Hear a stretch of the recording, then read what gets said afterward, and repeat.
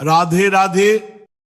भक्तों, होली का पावन पर्व जब धरती पर आता है ना, तो केवल रंग ही नहीं लाता, भाग्य के द्वार भी खोल देता है। भक्तों, आज मैं आपको 3 ऐसे दिव्य वृक्षों के बारे में बताने जा रहा हूं, जिनमें से किसी एक को भी यदि होली की संध्या आप श्रद्धा से स्पर्श कराए तो समझ लीजिए आपकी दरिद्रता की जड़ हिलने लगेगी। हमारे सनातन धर्म में वृक्षों को केवल पेड़ नहीं माना गया, देव स्वरूप माना गया है। भक्तों, विज्ञान कहता है ये प्राणवायु देते हैं, शास्त्र कहते हैं ये पाप हरते हैं, स्वयं तपते हैं धूप में और हमें शीतल छाया देते हैं।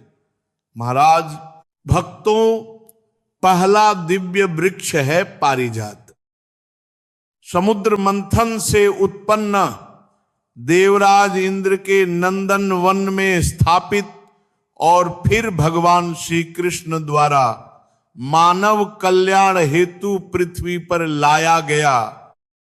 होली की संध्या को पारिजात के वृक्ष के नीचे जाइए भक्तों। एक छोटा दीपक घी का हो तो उत्तम, नहीं तो तिल के तेल का, एक कपूर, एक लौंग और सच्चे हृदय से अपनी मनोकामना वृक्ष को स्पर्श करके कहिए, हे वृक्षराज, यदि मेरे जीवन में किसी की बद्दुआ, किसी का दोष, किसी की बुरी नजर, शनि पीड़ा या दरिद्रता का अंधकार है तो उसे अपने भीतर समाहित कर लीजिए और मेरे जीवन में प्रकाश भर दीजिए। फिर मक्खन का छोटा सा भोग अर्पित कर दीजिए। भक्तों, मान्यता है स्वयं भगवान विष्णु और माता लक्ष्मी का वास इस वृक्ष में है। दूसरा वृक्ष है गूलर। भक्तों, यह साधारण वृक्ष नहीं, इसे भगवान नरसिंह देव का वरदान प्राप्त है। कहा जाता है इस वृक्ष पर माता लक्ष्मी और नरसिंह भगवान का निवास है। होली की संध्या को गूलर के नीचे दीपक जलाइए, एक कपूर, एक लौंग अर्पित कीजिए और बताशे का भोग लगाइए। फिर प्रार्थना कीजिए, हे गूलर वृक्ष, मेरे जीवन की बाधाएं, दोष, बद्दुआ, शनि पीड़ा सबको अपने भीतर समाहित कर लीजिए। भक्तों, उस दिन 5 गूलर के फल लाल वस्त्र में बांधकर घर ले आइए। पूजन के बाद तिजोरी या धन स्थान पर रख दीजिए। कहा जाता है घर में धन की कमी नहीं रहती। तीसरा और अत्यंत चमत्कारी उपाय है कुछ पवित्र पौधों की जड़ धारण करना।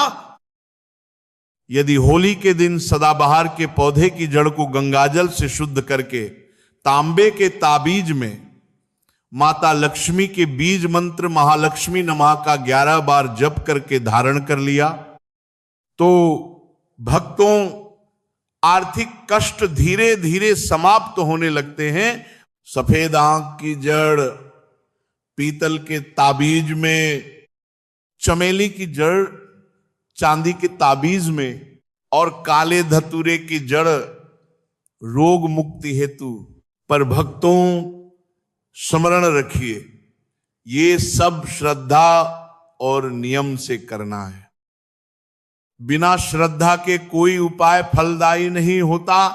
होली केवल रंगों का खेल नहीं है, यह अपने भीतर की नकारात्मकता को अग्नि में समर्पित करने का पर्व है। भक्तों, यदि मन में सच्ची आस्था हो, कृतज्ञता हो और किसी का बुरा न चाहने का संकल्प हो तो वृक्ष भी आपका साथ देते हैं, प्रकृति भी आपकी बन जाती है।